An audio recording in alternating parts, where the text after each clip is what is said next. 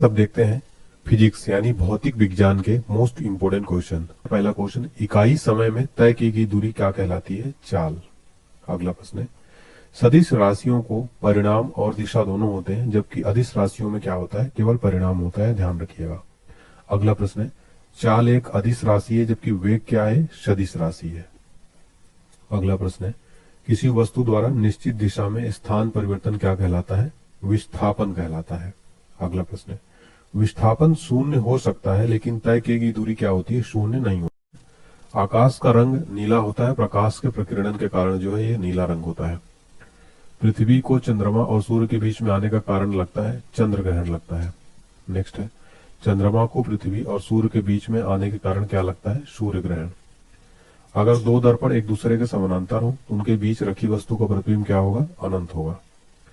अगला प्रश्न, solar cooker, परावर्तक दूरबीनों, सर्च लाइटों, रोगियों का नाक, कान, गला आदि की जांच तथा हजामती दर्पण के रूप में प्रयोग होता है, अवतल दर्पण का प्रयोग होता है। किस कारण तारे टिमटिमाते तथा पानी के अंदर रखी छड़ी टेढ़ी दिखाई पड़ती है? इसका रीजन है प्रकाश का अपवर्तन के कारण ऐसा होता है। हीरे का चमकना, रेगिस्तान में मरीच का बनना तथा कांच में आए दरार का चमकना किसके कारण होता है? पूर्ण आंतरिक परावर्तन के कारण। अगला प्रश्न, उत्तल दर्पण का उपयोग मोटर कार में क्यों होता है? साइड मिरर के रूप में होता है। अगला प्रश्न है, लेंस की क्षमता का मात्रक क्या होता है? डायोप्टर। अगला प्रश्न है, इंद्रधनुष के बीच का रंग कैसा होता है? हरा रंग होता है। अगला प्रश्न है, लाल, हरा और नीला रंग को क्या कहा जाता है? प्राथमिक रंग कहा जाता है। अगला प्रश्न है, स्पष्ट दृष्टि की न्यूनतम दूरी कितनी होती है? 25 सेंटीमीटर। अगला प्रश्न है, इंद्रधनुष किस दिशा में बनता है? सूर्य के ठीक विपरीत दिशा में इंद्रधनुष बनता है। अगला क्वेश्चन है, निकट दृष्टि दोष यानी मायोपिया के निवारण के लिए किसका प्रयोग होता है? अवतल लेंस का प्रयोग होता है। पानी के अंदर हवा का बुलबुला जिसकी सतह होती है तो अवतल लेंस की भांति कार्य करता है। उत्तल पानी के अंदर हवा का बुलबुला जिसकी सतह क्या होती है? उत्तल होती है, अवतल लेंस की भांति कार्य करता है। नेक्स्ट है, किसी रंग का प्रकीर्णन निर्भर करता है उसके तरंग दैर्ध्य पर। अंतरिक्ष से देखने पर आकाश का रंग कैसा दिखाई पड़ता है? काला। काले रंग की वस्तु सभी रंगों को क्या करती है? अवशोषित करती है। रंगीन टेलीविजन के प्राथमिक रंग कैसे होते हैं? लाल, हरा और नीला होता है। नेक्स्ट, जिन दो रंगों को मिलाने श्वेत रंग बनता है उसे क्या कहते हैं? पूरक वर्ण। जिन पदार्थों से होकर विद्युत आवेश सरलता से प्रभावित होता है उसे क्या कहते हैं? चालक। कैथोड किरणें होती हैं, राइट आंसर है अदृश्य किरणें। कैथोड किरणों का वेग प्रकाश के वेग का क्या होता है? 1/10 गुना। अगला प्रश्न है, हवाई जहाज में फाउंटेन पेन से स्याही बाहर निकल जाती है क्योंकि क्या होता है? ऊंचाई बढ़ने से वायु दाब में कमी होती है। अगला प्रश्न, एक स्थिर चुंबक का हमेशा दर्शाता है, राइट आंसर है उत्तर तथा दक्षिण को। उत्तर उत्तर तथा दक्षिण दक्षिण को। अगला प्रश्न, एक बार बराबर होता है 10 पास्कल के। अगला प्रश्न है, बर्फ के दो टुकड़ों को आपस में दबाने पर टुकड़े आपस में चिपक जाते हैं क्योंकि दाब अधिक होने से बर्फ का गलनांक क्या हो जाता है? घट जाता है। जब प्रकाश वायु से कांच में जाता है तो उसका तरंग दैर्ध्य क्या हो जाता है? घटता है। अगला प्रश्न, बैंगनी रंग का अपवर्तनांक क्या होता है? सबसे अधिक। नेक्स्ट, श्वेत प्रकाश मिश्रण होता है 7 रंगों का। नेक्स्ट है, उत्प्लावन बल में डूबे भाग के बराबर आयतन द्रव के भार के आयतन क्या होता है? बराबर। अगला प्रश्न, किसी वस्तु का भार निर्वात में क्या होगा? अधिकतम होगा। अगला प्रश्न है, पृष्ठ तनाव का मात्रक होता है न्यूटन प्रति मीटर। अगला प्रश्न, दूर की वस्तुओं को देखने के लिए प्रयोग किया जाता है टेलीस्कोप का। अगला प्रश्न, पृथ्वी के भौगोलिक तथा चुंबकीय अक्ष के बीच का कोण कितना होता है? 18। नेक्स्ट है, फ्यूज तार का गलनांक होता है बहुत कम। अगला प्रश्न, परासा में तरंगों का उपयोग किया जाता है संकेत भेजने में।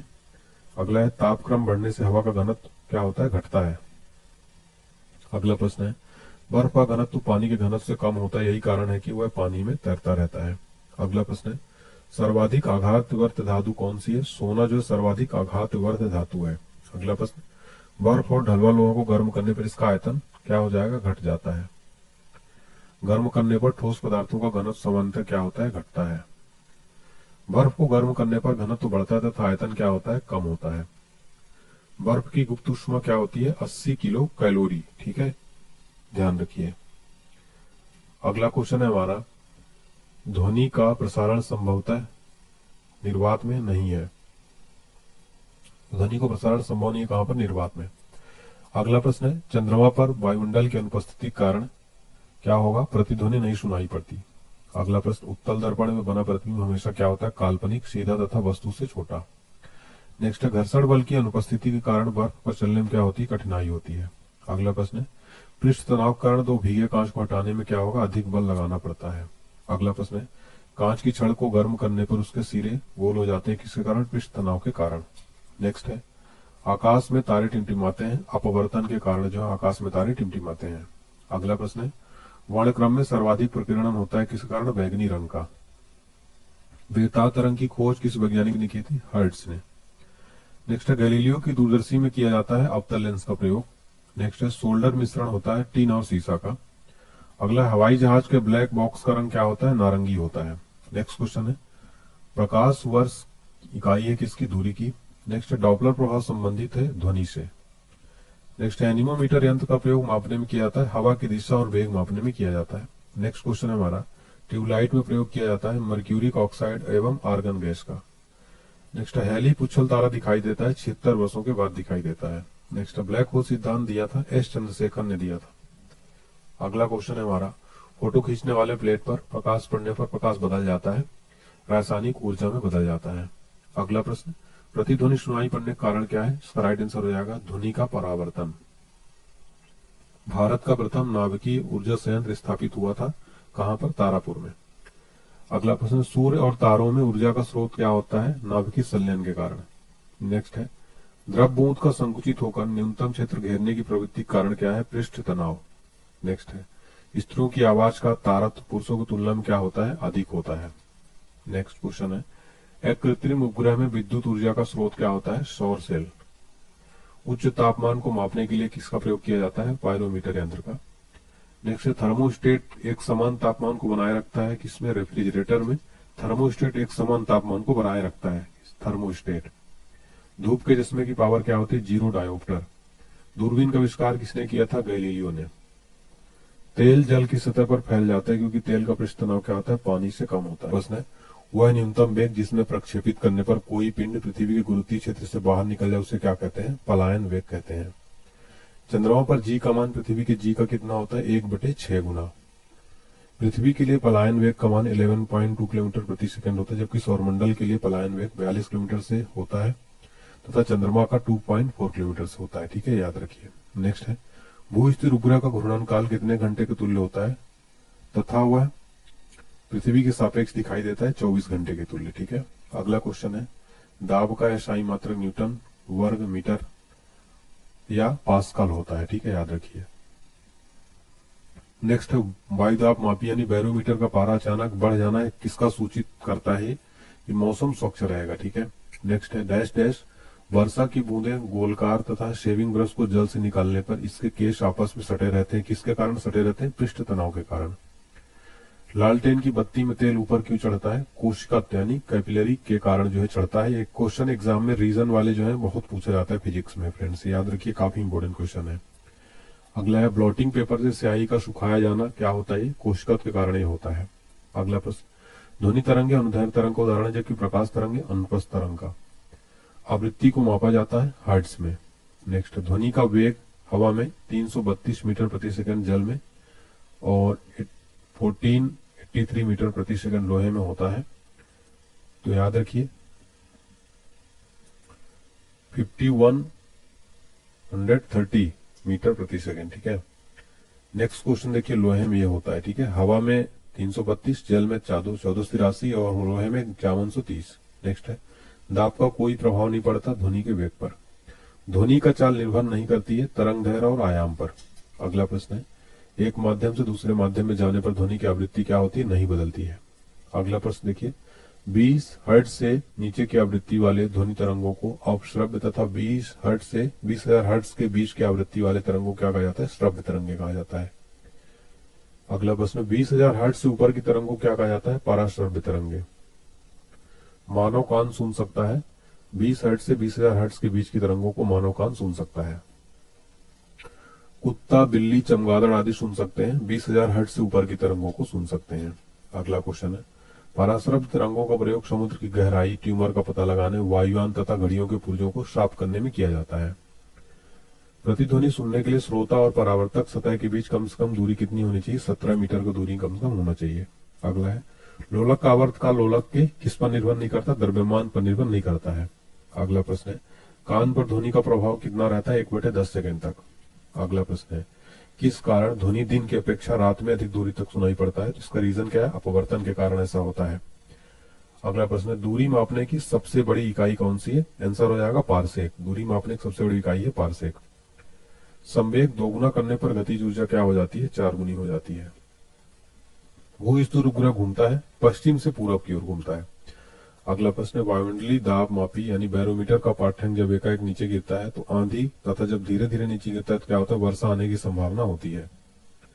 फ्रेंड्स इस क्वेश्चन को आप 5 स्टार मार्क कर लेना, एग्जाम में कई बार पूछ लेता है कि वायुमंडलीय दाब जो बैरोमीटर का पाठ्यांक जब एकाएक नीचे गिरे तो आंधी और धीरे धीरे नीचे गिरे तो वर्षा आने की संभावना रहती है। परमाणु बम का सिद्धांत किस पर आधारित है, नाभिकीय विखंडन पर आधारित है परमाणु बम का सिद्धांत।